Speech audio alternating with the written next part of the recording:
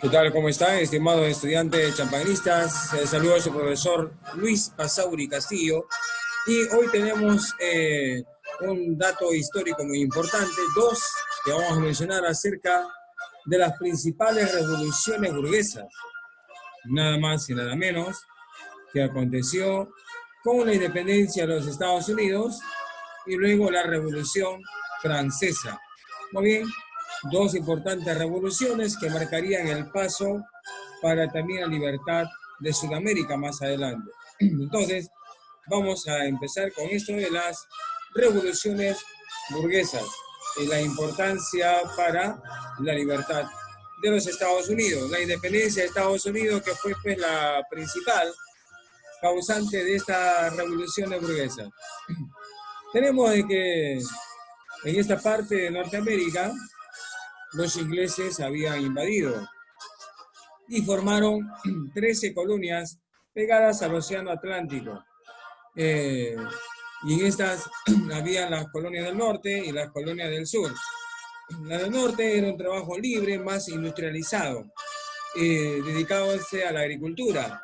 Y en el norte también, pero ahí había más esclavos, había también agricultura y se dedicaron a la exportación.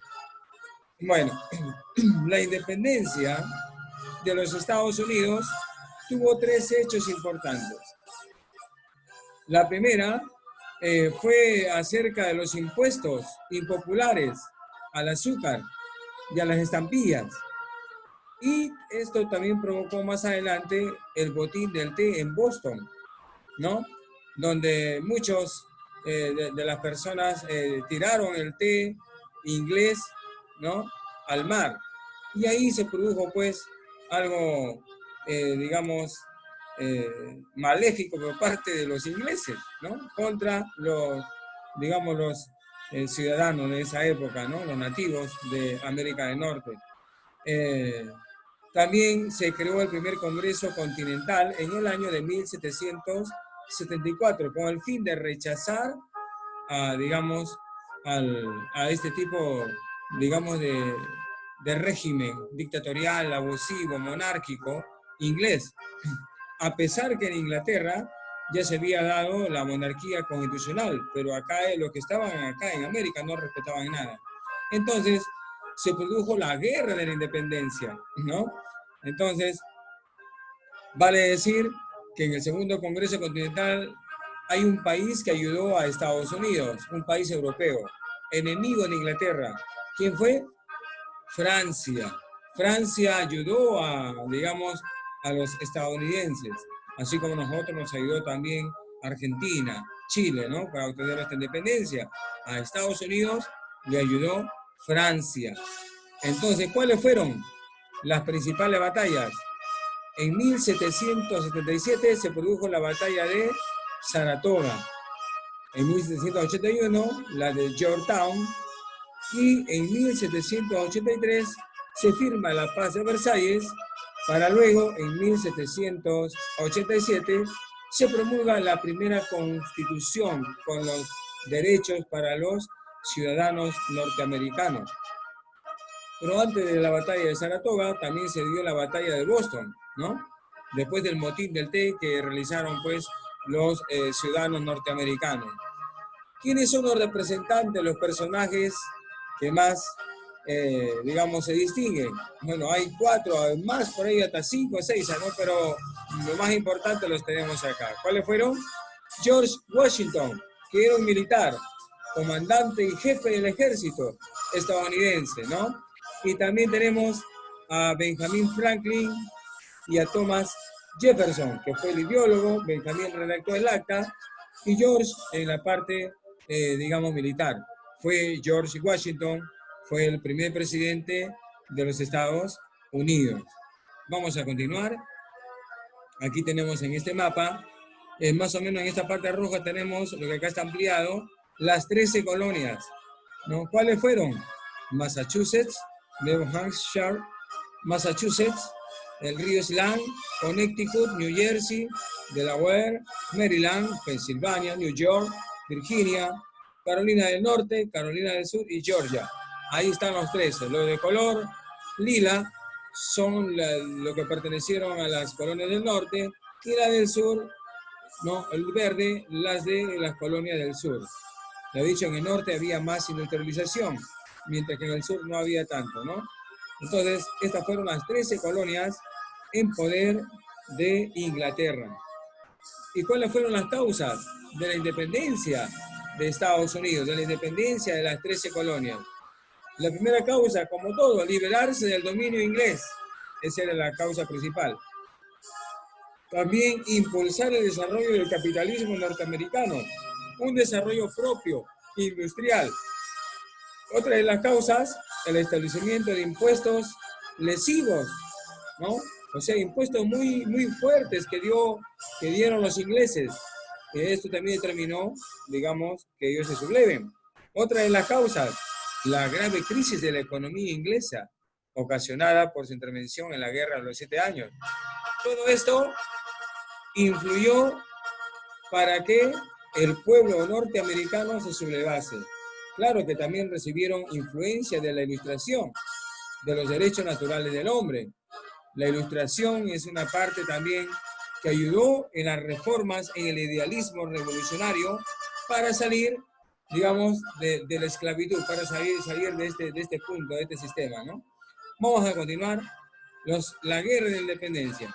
Les había dicho que primero fue la batalla de Boston, claro, con el motín del té, que botaron todo el motín, la marca tonelada de té.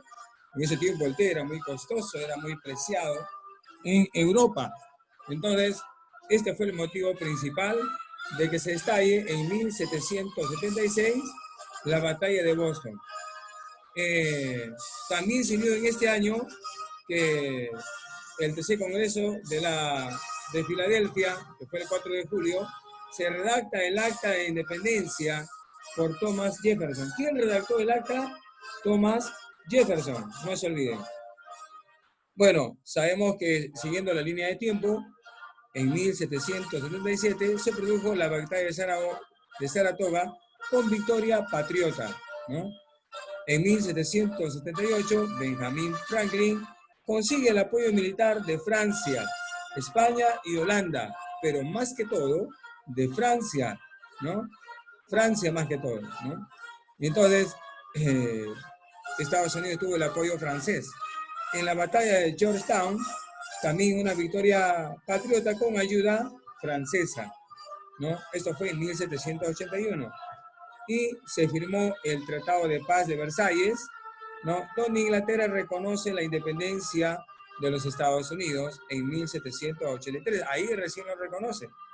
Y en 1787, George Washington aprobó la Constitución de Estados Unidos y él fue, digamos, el primer presidente de los Estados Unidos.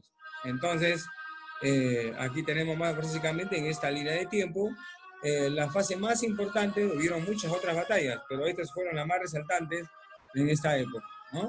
Vamos a continuar. Estos son los hechos, vamos con las consecuencias. Dentro de las consecuencias podemos decir que fue el primer caso de la historia que una colonia se independizaba, ¿no? De Estados Unidos fue la primera. Entonces, también sirvió como inspiración para la independencia de Latinoamericana, para la independencia sudamericana y también para la Revolución Francesa, ¿no? Se promulgó la primera constitución escrita de la historia.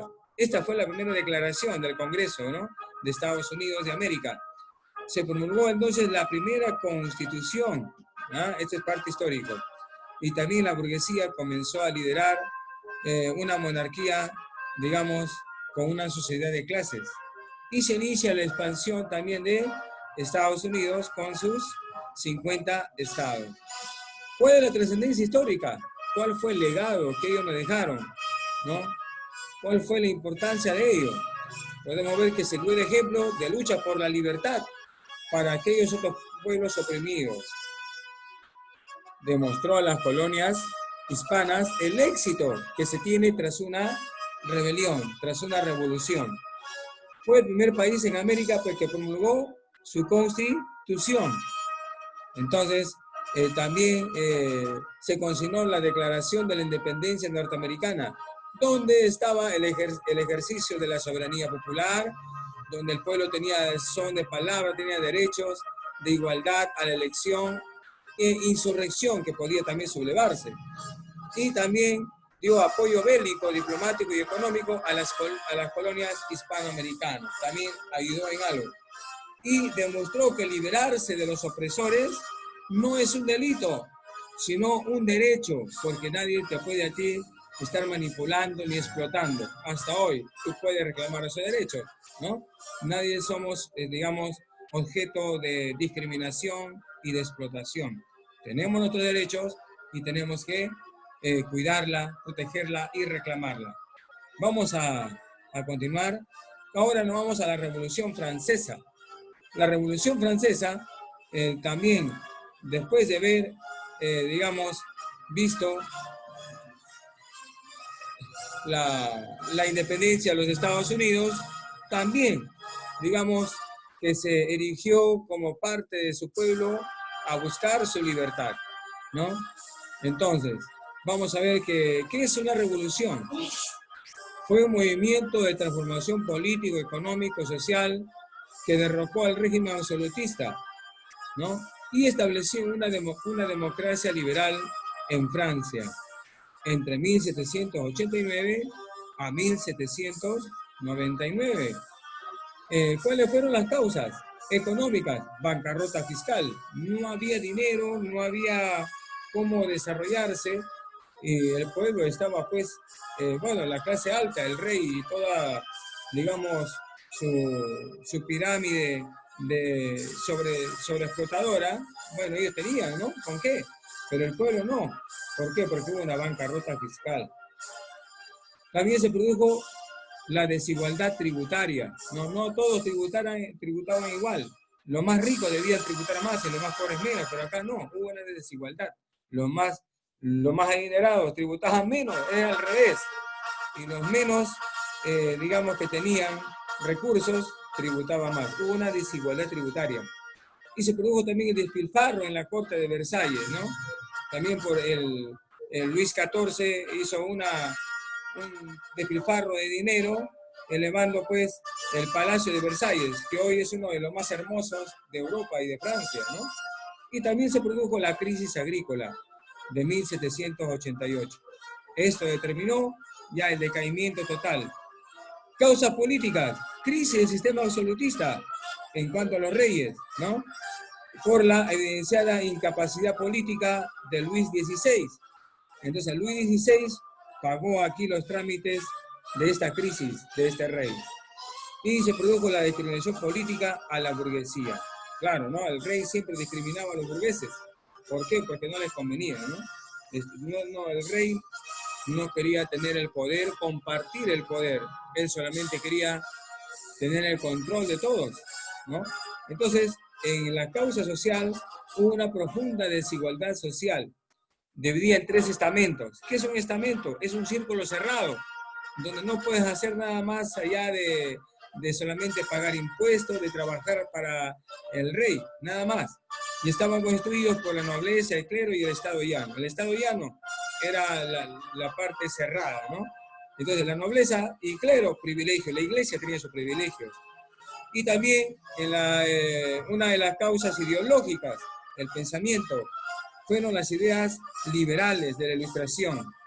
Y no solamente de la Ilustración, sino también del liberalismo de John Locke, como le dije, ¿no?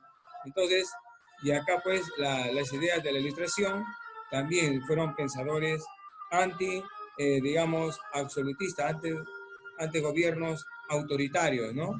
Muy bien, entonces, estas fueron las causas principales de la Revolución Francesa. Vamos a ver algunos hechos. El hecho más importante, más circunstancial, fue la toma de la Bastilla, una cárcel que simbolizó la opresión del absolutismo, ¿no? Parecía un castillo, pero este castillo en realidad fue una cárcel, ¿no? Entonces, eso fue la Bastilla, una cárcel donde ahí estaban todos no solamente delincuentes, sino aquellos que estaban en contra del rey. Algunos eran asesinados, ejecutados, y otros eran echados ahí como cadena perpetua. y otros algunos años como castigo, y era muy bien custodiado. Entonces, ¿cuál fue la importancia de la toma de la Bastilla? ¿No? ¿Cuál fue digamos, fue la derrota absolutista? La toma de la Bastilla por la población marcó el punto inicial de la derrota de la monarquía absolutista y por lo tanto de estos reyes autoritarios, ¿no? Y así fue. Entonces, después de esto, se tomaron prisioneros al rey, a Luis XVI, a su esposa Antonieta y a sus hijos, que lo vamos a ver más adelante. ¿Cuáles fueron las consecuencias de la Revolución Francesa? Fin de la monarquía absolutista, fin de estos gobiernos opresores, autoritarios, ¿no? Inhumanos, y se produce la monarquía parlamentista o la monarquía constitucional, con división de poderes, es decir, que el rey ya no tenía el poder absoluto, ¿no? Sino que estaba el poder dividido. Y el rey ya no gobernaba por sí solo, sino por un parlamento, por un congreso, y con los tres poderes, ejecutivo, legislativo y judicial. También tenemos la igualdad ante la ley para todos los ciudadanos. Gracias a la Revolución Francesa se produjo también, digamos, la Declaración de los Derechos Universales del Hombre y del Ciudadano, ¿no? Esto fue la causa principal, digamos, por la cual los franceses ansiaban rebelarse. Y como consecuencia, ahí está, la Declaración Universal de los Derechos del Hombre y del Ciudadano. Y es hasta lo que hoy tenemos nosotros también, ¿no? También se dio el fin de la sociedad estamental, o sea, fin a los grupos cerrados, ya todos son libres para trabajar en cualquier área y poder, digamos, establecer sociedades, gremios, sindicatos, ¿no? Otra de las consecuencias fue el respeto de las libertades individuales, es decir, la libertad de expresión, la libertad de transitar libremente, la libertad de conciencia, la libertad religiosa, la libertad económica, entre otros. Y también la separación de la iglesia-estado. Se separó la iglesia del Estado. Una cosa es la iglesia, otra cosa el Estado. Estas fueron las principales consecuencias. ¿Y cuál es el legado histórico que nos han dejado? ¿Qué aporte nos dejaron ellos? Esta revolución. Bueno, hay trascendencia directa e indirecta. Directamente nutrió la mente de criollos y mestizos, ¿no? Aquí también en Sudamérica, y alentó el espíritu revolucionario, ¿no? Gracias a esta Revolución Francesa, que sirvió, que también tuvo éxito, ¿no? Y que sirvió para esta rebelión, para decretar y derrotar a este tipo de monarquía perversa y decretar la Declaración de los Derechos del Hombre y del Ciudadano, ¿no? Y todo esto se divulgó en América, y acá en Perú también llegó, no, y de ahí a todos los mestizos, los criollos que eran discriminados acá en Perú, fueron tomando cartas en el asunto. ¿Y cuál es la trascendencia indirecta? Favoreció el movimiento emancipador contra España, ¿no? Entonces, al principio Napoleón Bonaparte, que también invade España, ¿no? Pero a Perú, también al virreinato de Buenos Aires, a la Capitanía General de Chile. Esto sirvió para emanciparse contra España, eso indirectamente. Muy bien, hablemos la hora de la guillotina. La hora de la guillotina. Acá tenemos a Luis XVI y a su hermosa esposa Antonieta. Bueno, fueron reyes absolutistas, autoritarios, inhumanos, trataron mal a la población. Y como el dicho reza, no hay mal que dure 100 años, ni cuerpo que lo resista. La población se sublevó y tomaron la Bastilla, y por ende tomaron prisioneros a Luis XVI, a Antonieta, su esposa, y a sus hijos.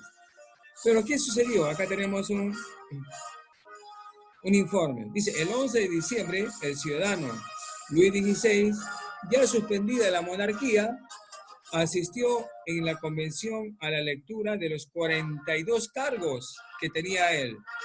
Esto me hace recordar a Alberto Kenia Fujimori, ¿no? También tuvo más de 50 cargos en su contra. Y acá este rey también, 42 cargos. ¿Qué le dijeron? Luis, Ya ni siquiera dijeron rey, nada, ni su majestad, nada. Solamente dijeron Luis, lo tutearon ya al rey. Ya, y es que ya no era rey, pues. Ya estaba ya, digamos, encarcelado para ser ajusticiado. Entonces, ¿qué le dijeron? Luis, la nación francesa os acusa. Entre las acusaciones estaban la de conspirar contra la libertad pública y la de alentar contra la seguridad general del Estado. Aparte de los asesinatos y ejecuciones inhumanas que dio, ¿no? No obstante, dice, habían 726 diputados presentes en la sesión, ¿no?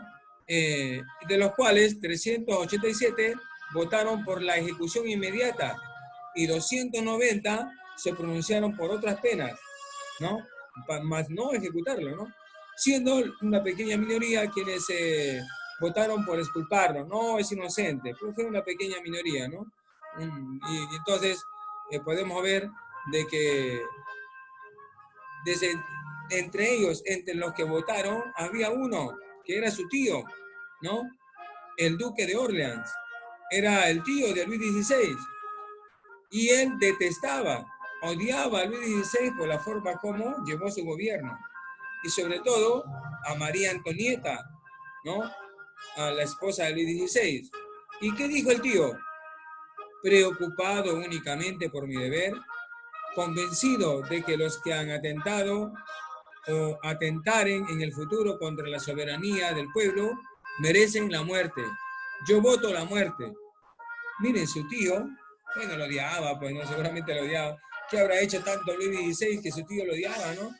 Y él votó por la muerte, por la pena de muerte, fíjense, ¿no? Entonces, este es un caso anecdótico por su tío, el duque de Orleans, ¿no? Sobre, digamos, Luis XVI y María Antonieta. Y aquí vemos en esta imagen la guillotina, porque ellos fueron no, pasados por la guillotina, y acá ya tenemos a un personaje, ¿no? Y acá también tenemos a María Antonieta, que ya está dispuesta para la guillotina, y también a Luis, ¿no? Entonces, ellos fueron pasados por la guillotina, de esta manera, pues, el pueblo, bueno, se alegró por esto, ¿no? Yo no me le haría tanto, pero bueno, hubiera sido tal vez otra pena, pero bueno, son cosas que pasaron en la historia. Así como ellos también ejecutaban, por eso dice, el que hierro mata, a hierro termina. Él también mandaba la horca, los quemaba vivos al pueblo, ¿no?